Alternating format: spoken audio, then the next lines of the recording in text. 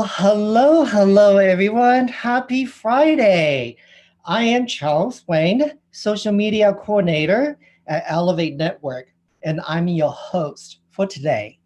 Thank you for joining us for closing session of Mobilize Women Week, Equal for All, being allies, advocates, and accomplices. As you probably have heard by now, Mobilize Women is a movement based on Ellevate Network's purpose of achieving equality for all. We work towards equality by giving diverse voices, and particularly those of a woman, a seat at the table where decisions are made. For those of you not familiar with Ellevate, we are a coalition of ambitious, supportive women and allies who show up for each other and mobilize to change the culture of business. We believe that no matter what your goals are or what challenges you're facing, having people you can turn to is invaluable. If you have joined us throughout the week, you have had a chance to engage in honest discussion with some of today's most thought-provoking leaders. From creating a human-centric culture, how to lead through changing priorities, managing mental health and self-care, to raising our voice through civic action. We have covered a lot of ground this week. And if you join our signature events like our mentoring meetup and our roundtables, I'm sure you have met some people who, like you, want to use their power and influence for equality.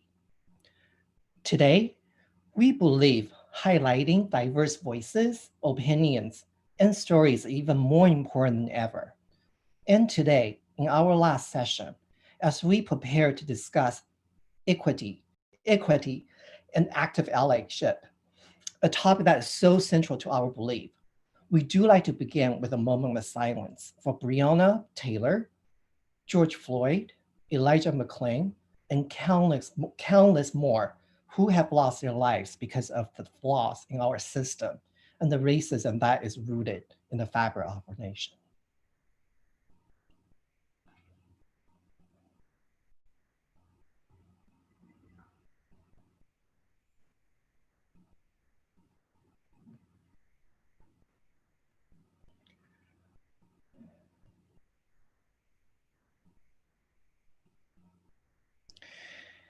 So thank you, and thank you all for loudly joining us time and time again to say Black Lives Matter. Mobilize Women, our capstone event, lies at the center of our mission. It's through Mobilize Women that we take the time to reflect on our own journey, commit to making a mark on our workplaces, and to using our voices and power across the community at large. After all, change doesn't happen magically. It's up to all of us. So today, during today's session, we'll be joined by a lineup of incredible speakers, and there will be time for them to answer your questions at the end. So now, a few housekeeping tips. So please use the chat to engage with each other and our speakers. Quote cool things you hear to amplify the message. Drop helpful links to life-changing books, website, or apps. We're all one big community showing up. So let's get connecting. And also post your question in the Q&A box for the moderator to see, and click the CC closed caption icon to toggle them on. If you need it, you can privately message the Ellevate team. We can be identified as the host and co-host of the session and have Ellevate in our names. We are recording the session and streaming to Ellevate Facebook page. The recording will be posted to the Ellevate site for our members to view as an evergreen resources. And by the way, did you know you can become a free member today? So please go and visit ellevatenetwork.com for more information.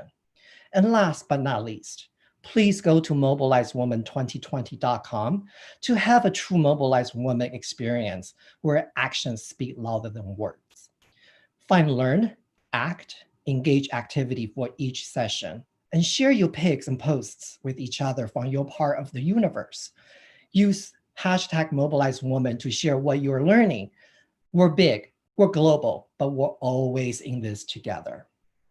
So once again, thank you for tuning in, and please welcome Janae Ingren, Director of 21st Century Community Initiatives at Airbnb, Laura Ritchie, Board Director, Synchrony Financial, Bright Horizons, and former President of WMBA, and Sandra Phillips Rogers, Group VP, General Counsel, and Chief Legal Officer, Chief Diversity Officer at Toyota Motor North America, and our moderator, Caroline Fairchild, Editor at Large, LinkedIn News.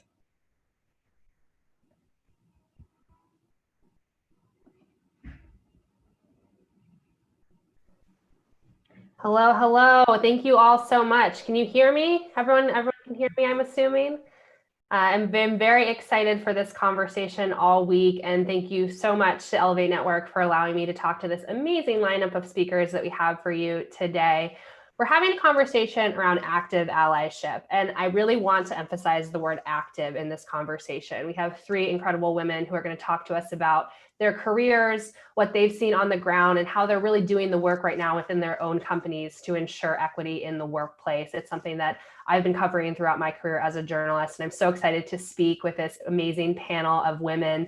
I'm actually first going to sit down with Sandra. She's with us from Toyota, and we're going to have a conversation. I'm then going to welcome Janae into the conversation, and then Laurel, and then at the end, I'm going to bring all three of these women into the party for a conversation, and we're going to answer your questions. So please bear with us as we deal with this virtual reality of a panel. But I think where I want to start is with some data. I have been researching and reporting this topic of allyship, for my career. And, if you look at Lean In, they recently did a survey, and more than 80% of white employees like myself see themselves as allies, but Black women and Latinas, they just disagree with this inherently. 45% of Black women say that they have strong allies, and only 10% of Black women think that their strongest allies are white. So Sandra, I think that's a good point for us to jump into discussion. Why does this disconnect exist?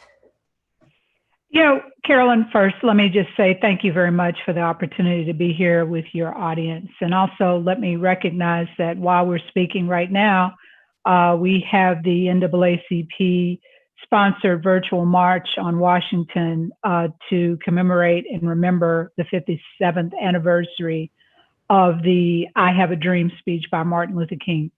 So with that, it's hard to say why there's a disparity. I think it could be that some people confuse what allyship really means. Perhaps they think that if they have a coffee or they recognize someone in a meeting or they know something about them personally, that makes them an ally. But I think to your opening point, allyship is much more active. It's about really standing up and seeing and acknowledging those who have been historically underrepresented or marginalized. And it means doing something that tangibly makes a difference, giving an assignment opportunity or exposure to clients or promotion opportunity. So I think that if there's that disconnect, that means that perhaps the allyship isn't going far enough to actually result in something tangible and visible to those groups who are historically underrepresented. Right. And when we spoke earlier this week, the key word that I picked up from you is sacrifice. This idea that you can't just, like you said, have a coffee and then call yourself an ally. Why, when you talk about sacrifice, talk to the people that we have in the stream here a little bit more about what you mean by that.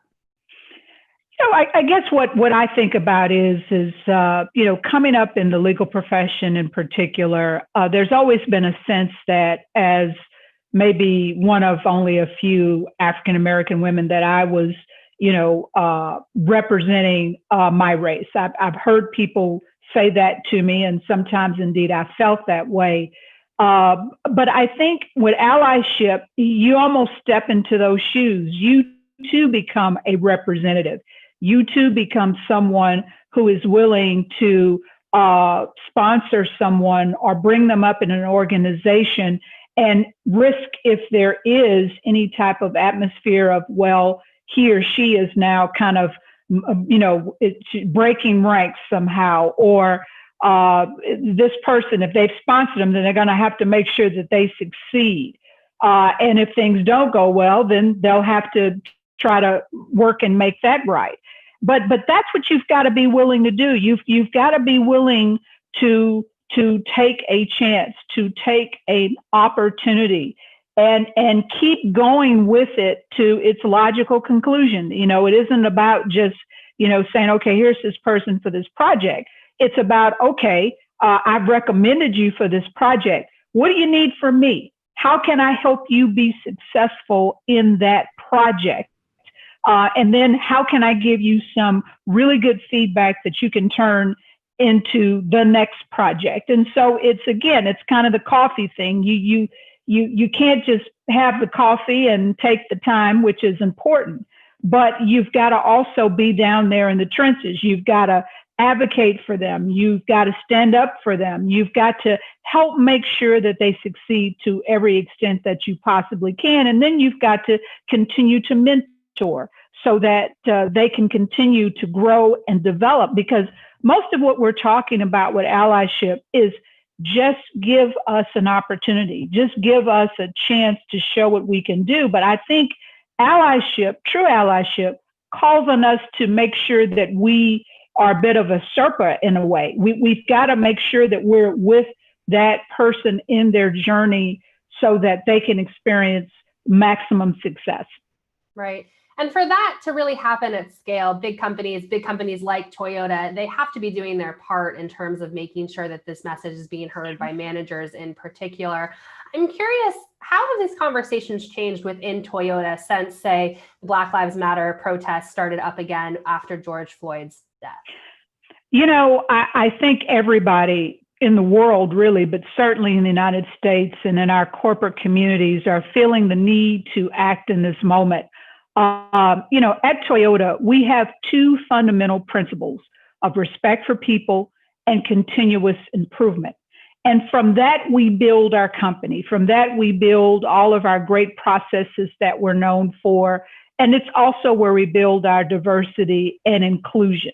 And so when all of this hit an inflection point, because we know this is an old story, it's been going on for hundreds of years, but Mr. Floyd's tragic death gave, I think, corporate America an opportunity to really refocus, recommit, and really be introspective, as well as look out into the community to see where can we help make some differences.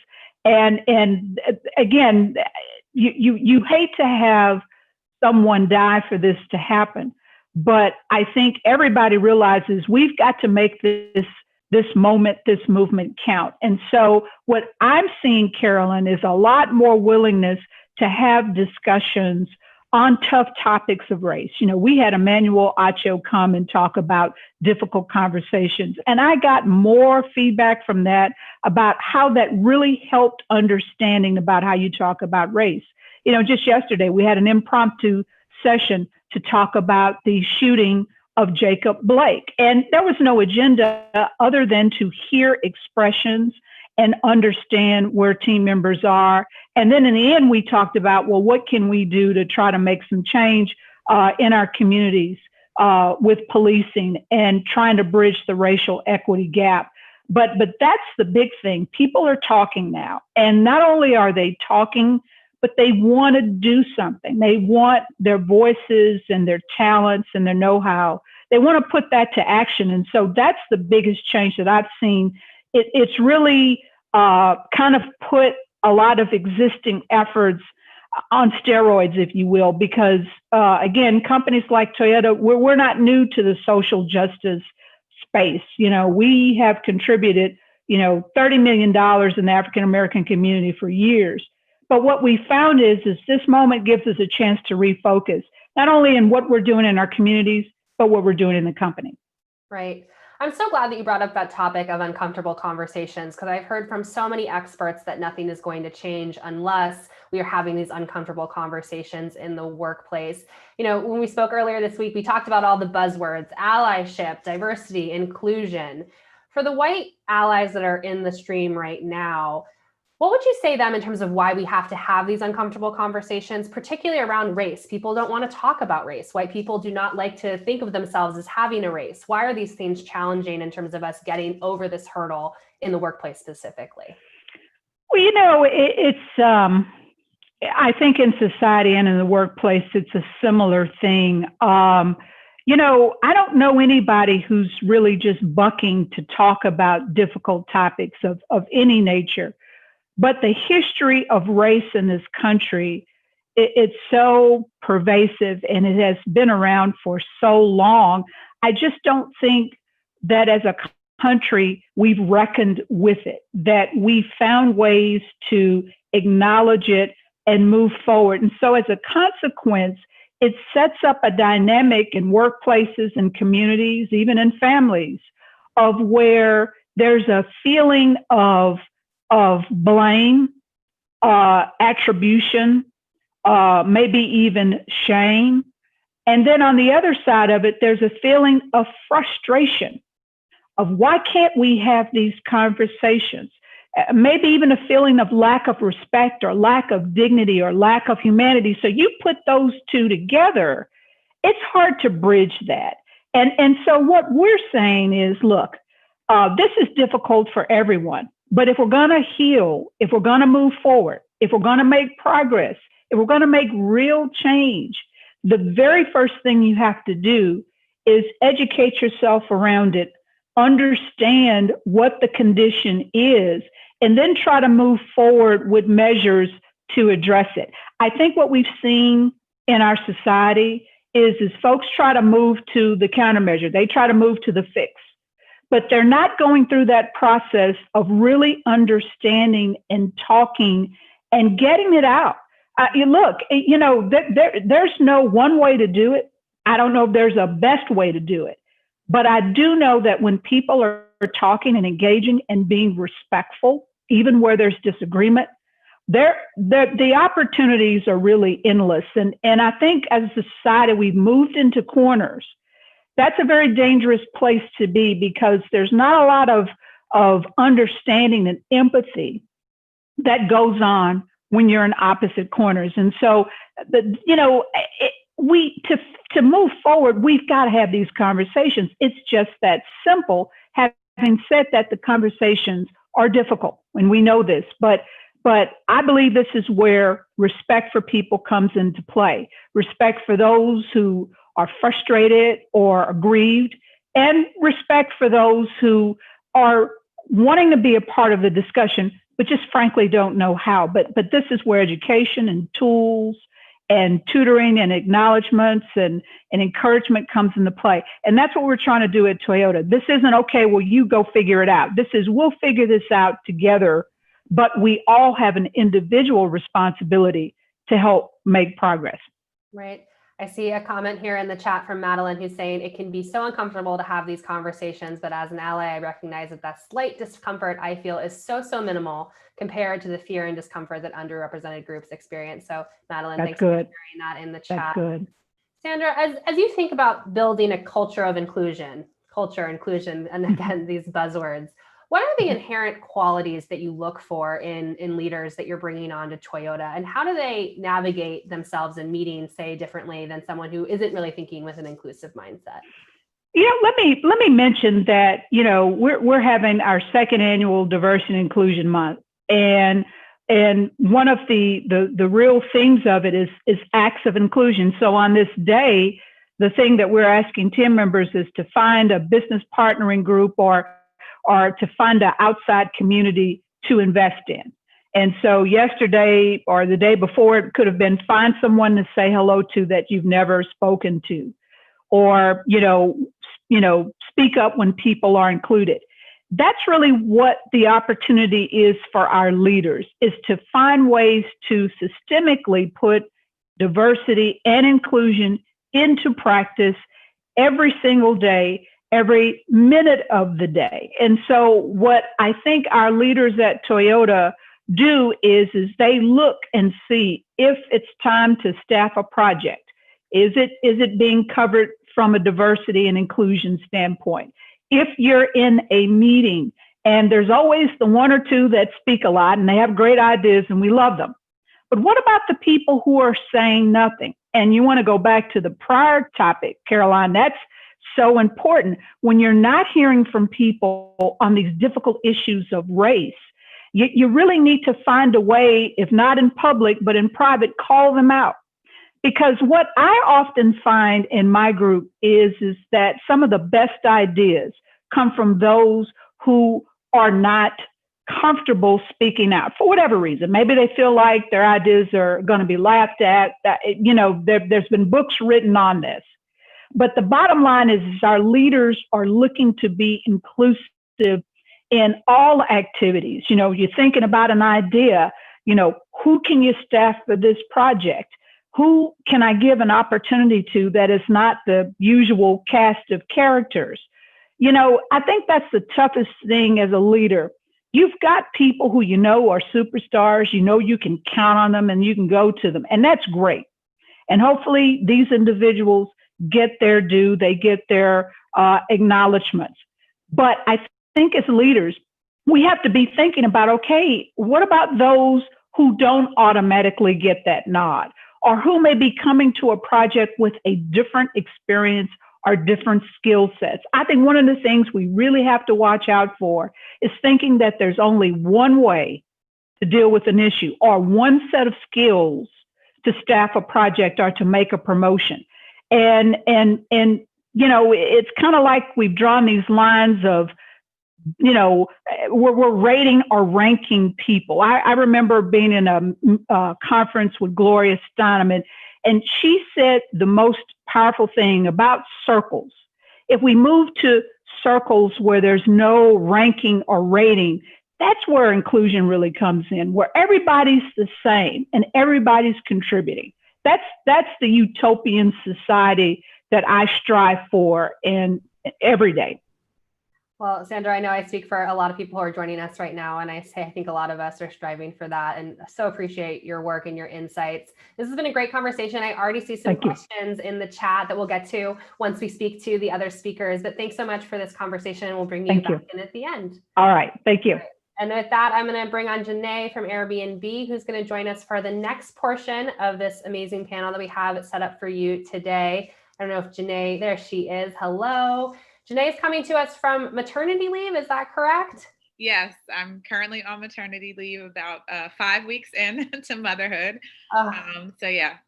Well, tell us a little bit about your bundle of joy. 5 weeks in joining us. Oh, yes. Her name is Jaya, and she's a fiery spirit. She's a fighter already at 5 weeks. She's my world. I love her. I'm just so in love, and motherhood is amazing. Well, I don't know if you have the chat open, but there's like hundreds of congratulations from the women who are joining us and the allies in the stream. So congratulations from all of us. Okay, Janae, let's just dive right in here. Okay, you've had such an incredible career working in civil rights, to being a co-founder of the women's movement, to now being at Airbnb. Why did you make the jump to Airbnb? What's the work that you're doing there, and why is it important to you? It's a great question, and one that I have gotten a lot, to go from, as you said, civil rights leadership to the Women's March and then to Airbnb. It seems a little bit like a disconnect. I think for me, when I was going through the process of being recruited by Airbnb, I wasn't actually quite sure myself that this is somewhere that I would end up. I sort of said yes because a mentor asked me if I would be interested in, and out of professional courtesy to her, I said yes. But as I started the process of researching the company and learning a little bit about the work that they were doing, what I found was a company that was unlike what I had perceived, a company with a mission of creating belonging in the world, and a company who was really willing to do the hard work that so often I think, sometimes it's not always seen in corporate America, where companies are willing to really put forth the effort beyond just a press release when things go wrong, to really do the hard work that is required and to put resources behind it. And so when I started with Airbnb, it was shortly after Airbnb While Black. It was a tumultuous time for the company. But again, they had put a lot of resources and a lot of effort into addressing the racism that people were experiencing on the platform, and that work continues today. And so that was in 2016 that Airbnb While Black started. We're now in 2020, and that work is by no means coming to an end. I mean, it's continuing sort of in perpetuity, and that's come from the top. So that's sort of how I pivoted to Airbnb. I see it as a connection point to my advocacy work, and just really excited about some of the initiatives that we've had recently. Pertinent to this conversation, we recently put out an activism and allyship guide that I'll put in the chat for folks. It's something that I worked on with a few members of our employee resource group, our Black employee resource group, shortly after the deaths of Breonna Taylor and George Floyd and Ahmaud Arbery. And it's things like that that allow me to feel like my work is not necessarily any different. My advocacy and my activism work is no different. It occupies a different space. Right, because increasingly we're just seeing companies having to take a bigger stance in terms of the issues that are important to them. That guide that you mentioned, what are some key parts of it? How did you go about putting it together? Well, a lot of it was me sort of using my background in civil rights and activism and advocacy, and understanding that not everyone comes to this journey, this activism and allyship journey, from the same place. And really creating a model and a tool that people can use no matter where they are in their journey. So if you are, as we're talking about allyship and accompliceship, what do those things mean? And what is the difference? Someone in the chat wrote a question that I saw when Sandra was speaking, who, by the way, that conversation was just phenomenal, and I'm so glad I got to witness it. Someone asked a question about, they're a white person and they feel discomfort talking about race and racism with other white people.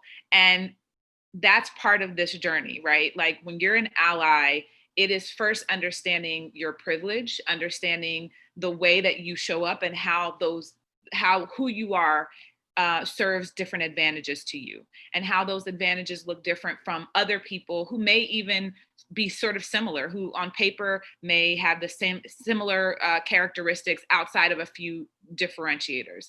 And so really understanding the privilege that all of us have and how we can use and leverage that privilege to create equity for other people, for more marginalized communities. Then you get to the place of being an accomplice and really just leveraging that advantage, that privilege, to create space for other people. And so I used a lot of what I had learned and had worked on. Sandra talked about uncomfortable conversations. In the Women's March, we talked about daring discussions. We had a whole daring discussions guide. That's something that's in the resources that I'll share with folks. And so really pulling on a lot of what I had learned throughout my career to share with other people, understanding that people are going to come into the journey at different points. And no matter where you start, there's something for you there.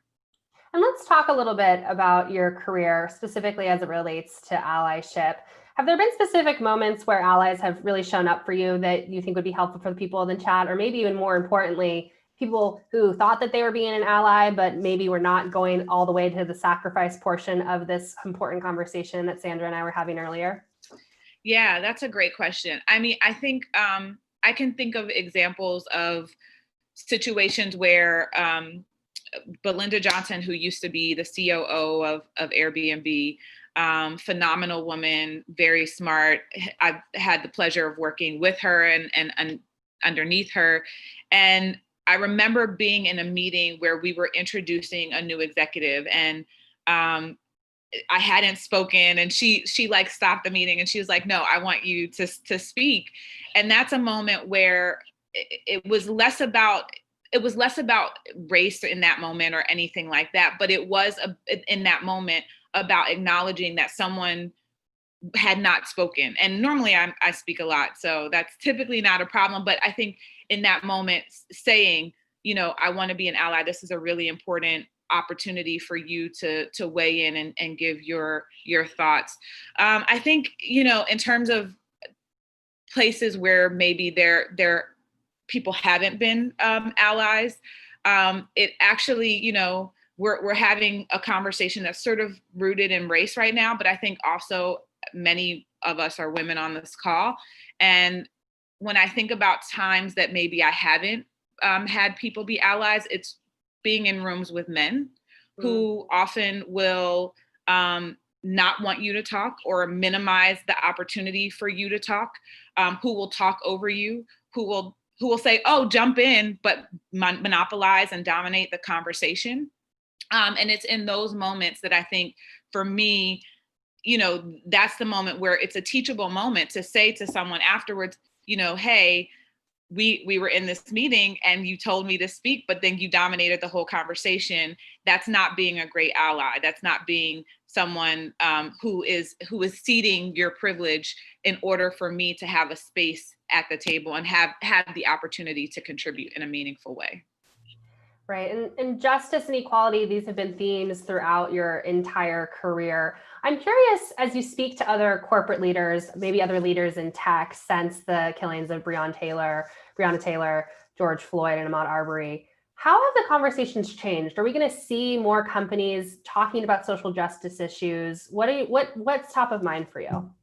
Yeah, I mean, it's interesting because I really only represent Airbnb, but I do have friends who work at other tech companies. And I think even beyond the tech landscape, I think it's the corporate landscape. And what we're seeing is that this is a moment where companies aren't going to be allowed to do business as usual. There's not going to be this moment where you issue a press release and you say, oh, we're contributing this amount of money and that's sort of it. I think this moment is really calling on companies to really do more and really examine the ways that inequities exist within their own businesses. It started, I remember sort of the moments after George Floyd's death and you started to see the protests and you started to see small little incremental things that were happening, companies coming out with commitments saying we stand with Black Lives Matter, which in and of itself is a whole shift away from anything that we had seen before, including the time in 2014, 2015, I was still in civil rights in that moment. I had planned the funeral for Michael Brown. I had, worked with the families of Eric Garner and all of these others and had not seen anything to this magnitude. And I think that's been the real change maker. It's been people putting pressure on companies to say, it's not enough for you just to say Black Lives Matter, because the next step was, okay, so what are you going to do about it? Like, it's not enough to just say it. How are you putting your dollars behind this? How are you, contributing in any meaningful way? And you started to see companies giving money. And then the next thing was, tell us about your internal diversity. And companies really start to have to look at those things that, it's not enough to just do these basic things, these baseline things of saying that you support and stand with Black lives or contributing money to marginalized communities, but starting to really examine their own internal diversity and things that they're doing. For us, we launched Project Lighthouse, which was something that we had been working on for about 2 years, really addressing systemic racism and discrimination on our platform. Excuse me. And we did that in partnership with Color of Change and a lot of other organizations in the civil rights and social justice space. And it's something that we're really proud of because it does address the potential for systemic discrimination that exists on our platform. And it will help us create tools and practices that address those things and create a more equitable experience for everyone. And so I think in this moment, you're going to see more of that. We just obviously had the killing of Jacob Blake, and you see that the NBA is like, NBA teams are saying we're not going to play. You had the Brewers who were saying we're not going to play. And so this is a moment where things are going to be required that go beyond the comfort level that I think many companies have been used to in the past. And I think that that's exactly what we need right now in order to really see the needle move. Right. And it's so great to see companies like Airbnb leading by example here. But for those who are joining us in this conversation right now who say, are companies that aren't being progressive, are companies that aren't having open conversations about race, what's your advice to them in terms of how they can use their own personal power to elicit change from within their own companies?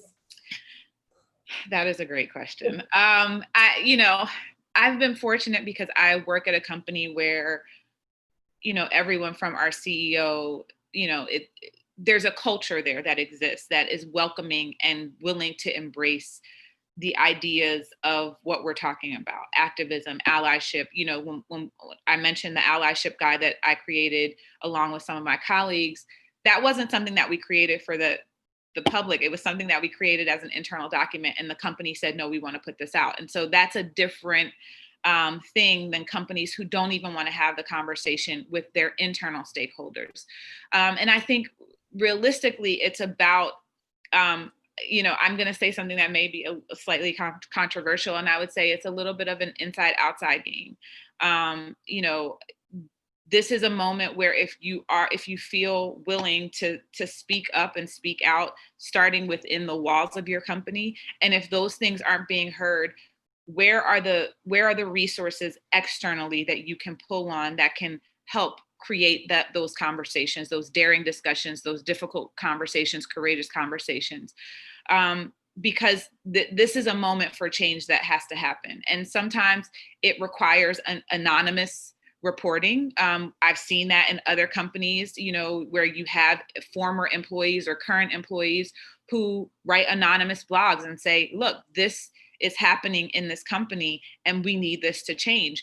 And using that as a tool and as a lever to really create that change is a way that I think if you're not getting that traction internally, if people aren't willing to listen, if people aren't willing to make change, the necessary change, sometimes you have to, take another step. And because we're in the moment that we're in, I think this is the time to do it. Well, Janae, this has been such a great conversation. I see so many people in the chat really resonating with all of your insights. I feel like I've learned a lot personally. Go give that baby girl a quick kiss. We're going to bring you back on here after I speak with Laurel, but thanks so much for talking with us. Thank you so much. All right, and now I'm going to invite Laurel Ritchie to the stream. She's the board director at Synchrony Financial, Bright Horizons, and she's also the former president of the WNBA. So Laurel, thank you so much for joining us. My pleasure. I'm really excited to be with everyone today. So I don't think we can start this conversation anywhere else but with the WNBA, with the news out earlier this week that they're postponing games in the light of the shooting of Jacob Blake. When you read that as the former president, what was your response? I was just so incredibly proud. I had the pleasure of leading those 144 amazing women for 5 seasons. And I was very proud that they were taking a stand using their platform.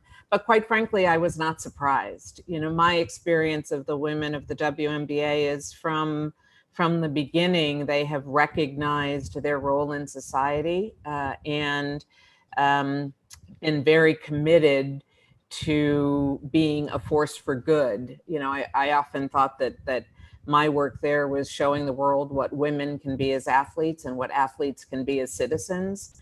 And I think they brought it. They brought it. Right. And I wanted to get your response. I saw that, the tennis star Naomi Osaka, she tweeted, in various social media posts, she said, before I'm an athlete, I'm a Black woman. What does that statement mean to you? And how would you describe that statement to a white woman like myself who can't resonate with that like she is? Yeah, well, my hope is that you would find a piece of yourself in that, right? So you are a woman in a society that is dominated by men in many ways. And so I think this moment in time for us is about finding ways to identify with each other, to build empathy and to build allyship, and to join together in support of visibility and equality for all. So while you may not respond, or your lived experience may not be identical to hers, I suspect that there are parts of your lived experience that are related and form the beginning of a powerful bridge of work that can be done together. I think that that's so powerful, just thinking about what does resonate and what does connect us, even if our lived experiences are very different. You're sitting on a lot of boards right now. I'm curious, how has conversations around building equitable cultures changed since the Black Lives Matter protests began in the middle of this pandemic? Yeah, so I would say that the two boards that I happen to serve on, Synchrony Financial and Bright Horizons, it has been part of the discussion since I joined the board. But obviously, with recent events, it's taken on a whole new level, and we've elevated those conversations. So I think all companies. I also happen to serve on the board of my alma mater, Dartmouth College, and I think all of these boards, we are looking at where are we? What have we done? What do we need to do more of?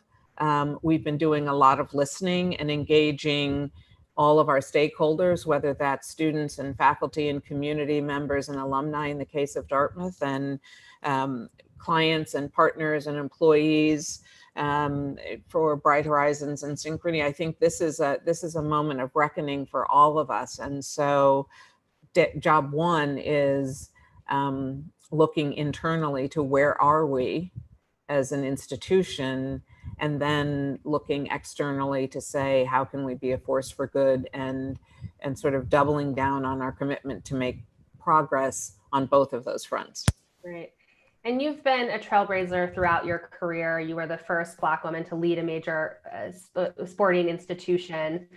We're talking about allyship right now. And so I'm curious, some experiences, I've asked this of Janae as well, that you've had of active allyship throughout your career that you think the people who are joining us would like to hear from, but also maybe some instances in which allyship hasn't been there for you. Yeah.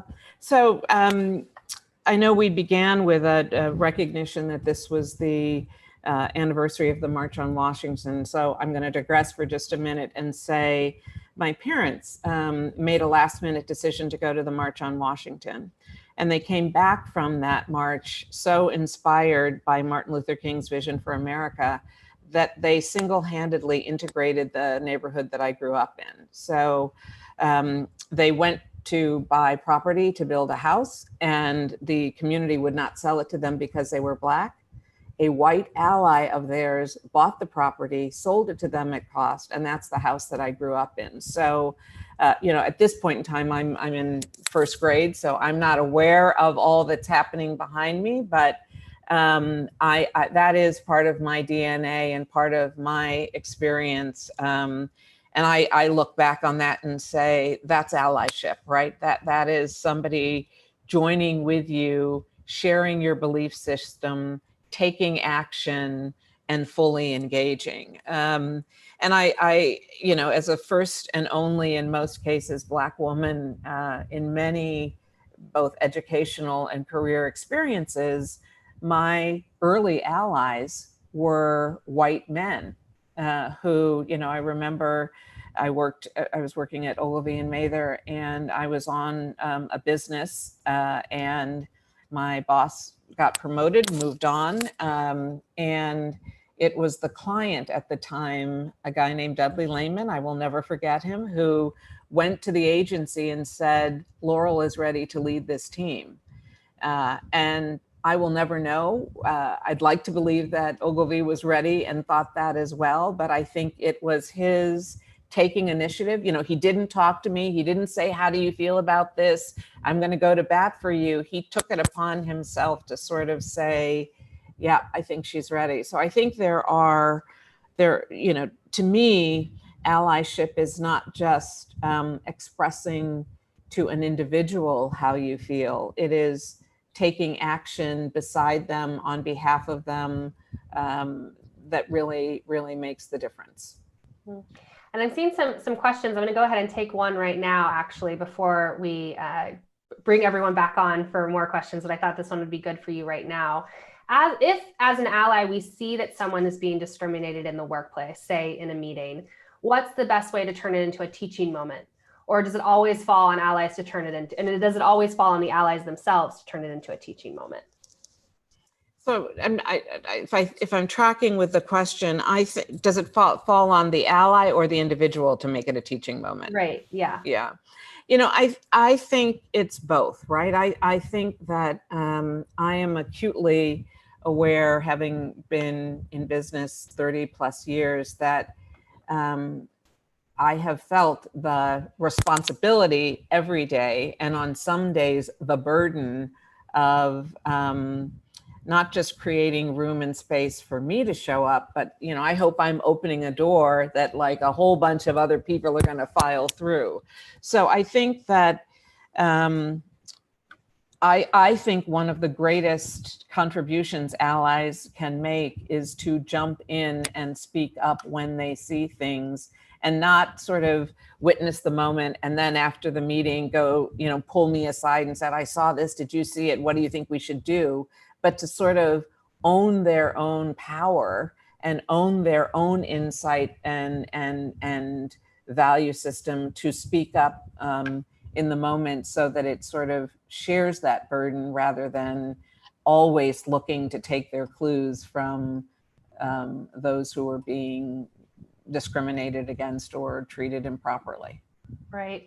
And I'm curious, as you're having conversations with other leaders in corporate America, or perhaps leaders in sports, what are they saying in terms of how the Black Lives Matter movement is changing the conversation around race? Is this going to be a critical moment that we're going to look on, hopefully, in the past and say, really change things for the better? Yeah. All of my conversations, I think there is a feeling of great hope that we have, that hope coming from, I've had more conversations in the last X number of months about systemic racism than I have in the first 60 years of my life, right? I think, so there's an increased awareness right now of not just a racist incident, of which there are many, but the long pattern, right? You know, I think my perception is there was great awareness of the injustice of slavery, and there was great awareness of these horrific episodes that we are all witnessing together as a community. But the middle ground, people didn't have redlining, a whole bunch of racist systemic practices that I don't think there was broad awareness, appreciation of their impact. And so when I experience hope, the hope is coming from people taking this 400-year view rather than the bookends of the view. So that's one piece of it. And then I think I feel a greater collective responsibility with that greater understanding of the systemic nature, a greater understanding and appreciation of the multifaceted approach that needs to happen in order to make a difference. And then just sort of these horrific experiences that people say, if we do not make a difference now, that's on us. So the responsibility feels greater. Right. And let's talk a little bit about that responsibility. The hope that you're feeling is going to go nowhere if people don't take action. So for the people who are joining us right now in the chat, if you were to tell them to do one thing right now within their companies to drive equitable cultures and be active allies, say, what would you say to them?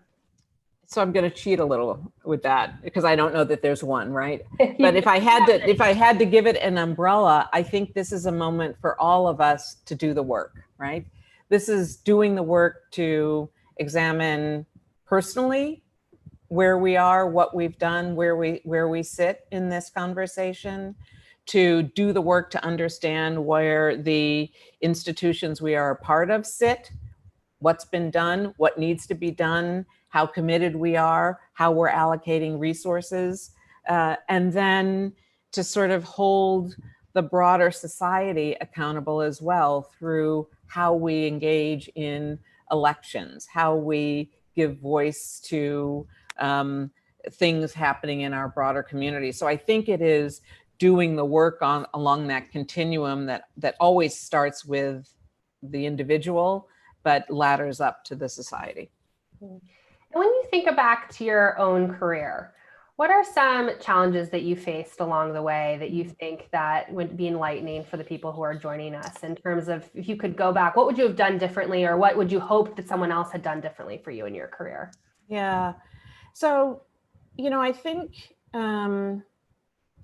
luckily because of the two parents that I had, I entered into work with confidence in my ability and a sense that there isn't an organization or a room that I don't belong in, which was a great, great gift. And I try to share that with people at any moment that I can. I think the place that took a little bit longer for me in terms of development was really figuring out, and it sounds a little bit of a cliche, but what's my superpower, right? Like all of us, we all bring something unique. And so I think I always encourage people to think about what is it beyond table stakes? What is it that, what are the ways in which they want to uniquely contribute? Because that's what diversity and inclusion is about. And the power of it is when all of us, we don't just show up authentically, because we've got to do that, but we've also got to be aware of how we are going to choose to contribute in a way that is unique to us and others can't or don't do, right? And sort of to identify that, own it, and then leverage it. You know, it took me a while to get there, and I just encourage people to figure that, do the work to figure that out early on so that you can contribute it and benefit from that contribution. And I think for me, you know, I talked about it a little bit before, but I think having been so often the first and the only, I had to make sure, to stay focused on my career and not in an egotistical way, but to make sure that as I was trying to be a role model, to open the door, to challenge perceptions, not to lose sight of, but I had a day job.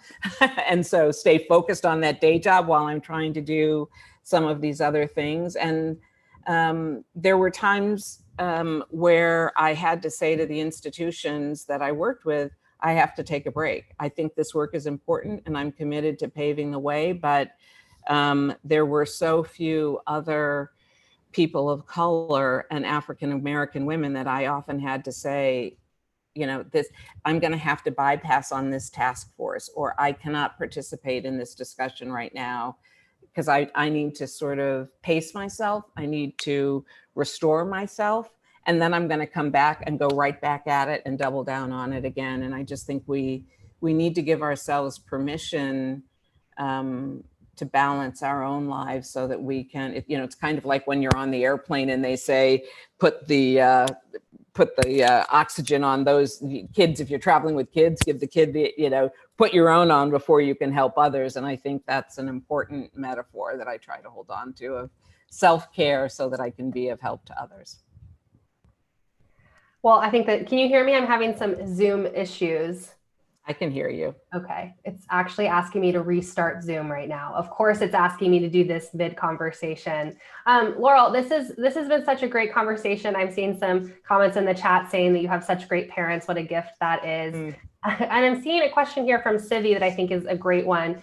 They want to know, can you talk a bit about the movement we're seeing in sports, which we started this conversation with, but specifically, what can other industries learn from the actions that athletes are taking right now? Yeah. So, you know, one of the things that was so powerful to me about the WNBA and the NBA was that this, you know, this was not an athlete or a team. This was the league. This was the players in the league, and by extension, you know, I was just looking at something this morning where the referees who were on site in the bubble for the NBA had a march expressing their commitment. So I think the totality of this is a pretty good lesson for us, that this is, it appears to be athletes, coaches, league, referees, I hope owners as well. So it's the totality of it that I think speaks volume. I loved the fact that you know, Nneka Ogwumike, who is the president of leading the charge of at the Players Union for the WNBA, characterized the time as a day of reflection and informed action and mobilization. So this wasn't just, we're not playing. It was more, this is about reflection and the calls that how they chose to use the time away from the court, I think spoke volumes, in addition to the decision collectively to take the time away from the court. Right. And I think that that's something that no matter what industry that you're working in or what actions you can take, that introspection is what's most important. Introspection and the power of the collective. Right. And building the coalitions and coming together. Great. Well, Laurel, I've learned so much through this conversation. Thank you so much for being so open and honest about your own career journey and your family. I feel like I've learned so much. I'm going to bring on Janae and Sandra back. We have tons of questions from everyone who's joining us right now in this conversation. So I'm going to bring both of them back into the discussion. Before we get to the questions that I'm seeing right now, I just wanted to give the panelists, you amazing women, a chance to talk to each other. Is there anything that you've picked up on from one of each other that you wanted to add to, or anything in our individual conversations that you think would benefit the people who are joining us? You know, I'll start. I have something for Laurel just on the last question. You know, my husband has been anxiously awaiting the return of basketball, and so he's been all over it, and so I've watched it with him because I like the sport as well. But the thing that I like about what I'm seeing right now is it's a glimpse into a world of where inclusion, that's what it looks like. It's on the court, it's on the jerseys, it's during the, you know, halftime commentary, it's, you know, during timeouts in the game. It's everywhere. Yeah. And it doesn't feel like it's a bolt-on or it's coming in sideways. And it's almost to the point, you know, I'm a little bit of the choir on this, but I'd love to hear from others on it, but it feels normal. It just feels right. And I think that it's such a model of how inclusion should work, because anytime you try to make it bolt on and come sideways, to me, it just doesn't work as well. And so, Janae, I want to let you know that I've actually got your Ally Toolkit. That was one of the first things that came up when we were trying to populate our toolkit at Toyota. So it's already in there. Wonderful. I love to hear that. That really warms my heart. And Janae, anything to add based on the conversations that I've had with these other two amazing women? I mean, I think I'm sitting at their feet learning, you know, and listening, and just really appreciate everything that they've both shared. Just hearing both of them speak and understanding the positions and the experience that the two of you have. I'm just grateful for all that you've done. And Laurel, you talked a lot about being the first and opening that door. And, you know, I think I'm grateful for women like you and Sandra, you as well, creating opportunities, because it really is about being in the room. You can't, some of these changes you can't make exclusively from the outside.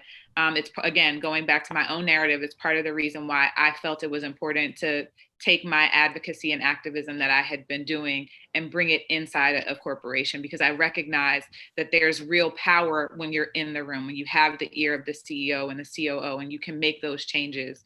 And so I know that these two women have been instrumental in doing that, both in their own fields, but just sort of broadly. And I'm grateful to be on this panel with them. Great. Likewise, and right back at you. I love the sisterhood I'm seeing right now among the panelists. This is amazing. Okay.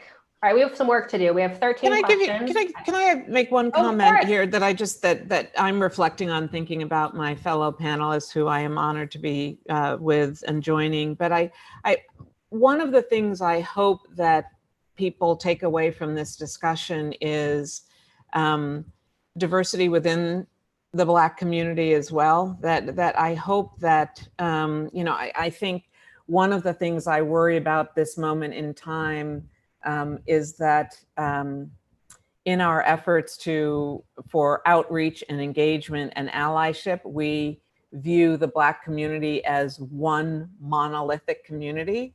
And I think hopefully people will take away from this. There are many things that I have in common with my fellow panelists, but we also are different. And so I think part of the work is to appreciate and to not stereotype or limit the perception of Black people, I think or Black women, is a really important part of this work that we're doing. And so I think given that we have different experiences, different background. You know, I don't have kids. You got a mother of a five-week-old. I just think really staying open as you do the work to say, let's just keep keep the aperture of that lens wide open, and don't fall in the trap of stereotyping all Black people as identical or monolithic or shared views. I think that's such a great point. Thanks for bringing that to the discussion, Laurel. Okay, we're going to try and get to some of the questions that we have in the chat here. I see one from Kim, and she's saying, I feel uncomfortable talking about racism with non-white people since I'm white. Do I have that right? And then she says, curious if that is the uncomfortableness that you all are talking about amongst this panel. I don't know if anyone wants to take that one. I think that was the question. I think I may have misread that question, but it's a great question. That is part of the daring discussions, because in order for you to learn and understand the experiences of others, it is having those conversations. But I think in some respects, being mindful of how those conversations come about. You know, there's a song that Solange Knowles has called "Don't Touch My Hair." It's surprising that people will still say, "Can I touch your hair?" as a way maybe for education. And I'm using this as an example, but I think that there are many other different types of conversations that can come off and be off-putting. And so I think it's about the way that you approach having these conversations, understanding, you know, that some people don't want to have the conversation. Yeah. And some people don't feel that they need to be part of these conversations. And so having someone that you trust, and maybe, you know, if you're talking about within the corporate setting, or within a work setting, if there are employee resource groups or other groups that can help be a resource to you, starting there. But again, being mindful that for some people, these conversations are really painful. For some, they're annoying. And just really finding someone that you trust to start having that conversation with is important. And will probably, hopefully, make it a little less awkward. But yeah, I think it's an important part of the allyship journey. Absolutely. I see another question here for Sandra. Oh, I saw it and I lost it. Oh, it's right here. Someone wants to know anonymously, do you have tips for facilitating no agenda meetings on topics like this? I see their value, but have also been in discussions like this that divert towards white guilt or misunderstandings. So typically the way I start these meetings is I express my viewpoint and my intentions and hopes for the meeting. And usually in that, I will acknowledge that, again, it's a difficult conversation, that many people may come at this, but that at all times we need to be respectful of people, which is one of our core pillars. And sometimes that sets it up, and then sometimes people go off script. But if you as the leader start, and then, you know, I'm obviously African American, so if you can find someone, I think of a different background, to also then take the baton, and then they talk about their feelings, their intentions, then that starts to soften it up. And then from there, I think you have to let expressions out, but you've got to set some ground rules that it needs to be respectful. And what I find is when team members, like the team member I mentioned where the police was following his wife for some reason, if you just let it be about the experience, don't add judgment to it, maybe don't add things that start to put people in corners, you stand a better chance. But if it happens, and it actually did happen yesterday, what you have to do is acknowledge the contribution, but then quickly pivot to a point where everyone can agree. So I mentioned Jacob Blake. Well, there was a debate about whether he had a knife. Why was he on the ground wrestling with people? Okay, if you can't get with that, don't get with that. But can you at least get to the point where you see a man trying to move away and not be an aggressor, and he's going into his car, and he shot 7 times. You know, I think at that point, we got to a place where everyone could maybe see it and agree. But I think the last thing I'll say is sometimes it happens.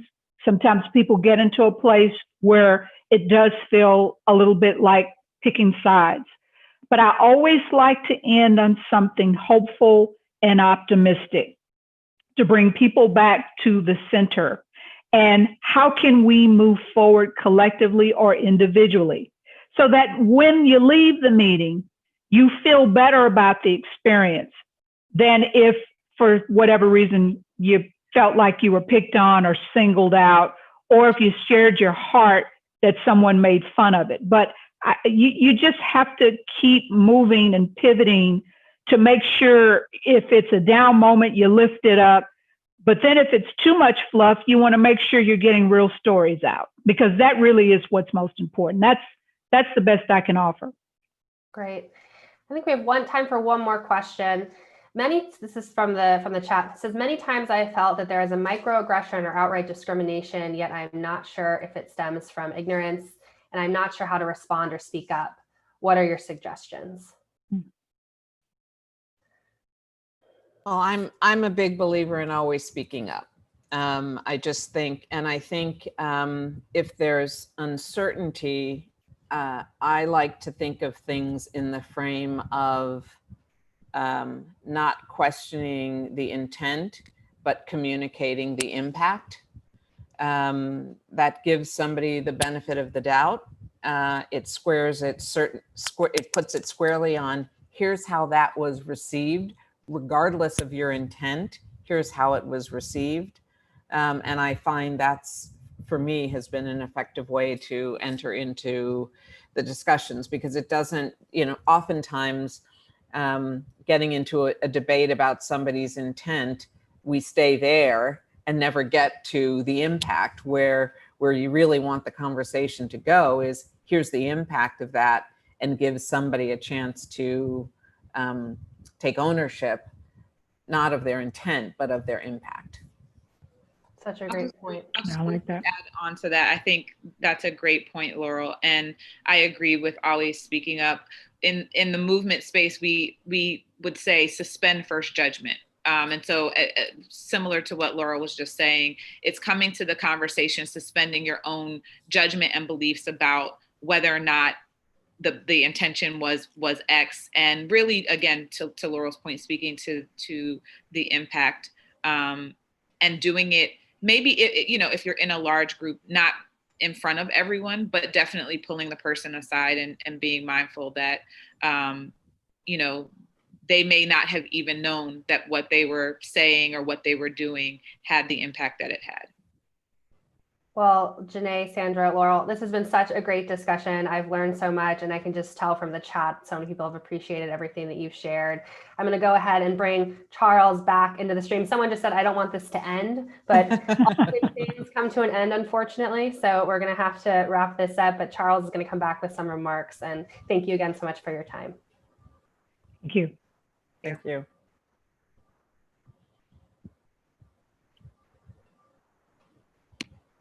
Wow. Thank you. Thank you for this conversation. It's such a great way to end the week. So once again, I just want to thank you for tuning in again. And thank you again for our panelists, Carolyn, Sandra, Janae, and Laurel, for their time and insights. And now, to officially close off Mobilize Women Week 2020, please welcome Christy Wallace, CEO of Ellevate Network. Hi, everyone. Thank you so much for joining us here this week for these important conversations. Thanks so much to the Ellevate team who live and breathe this every day.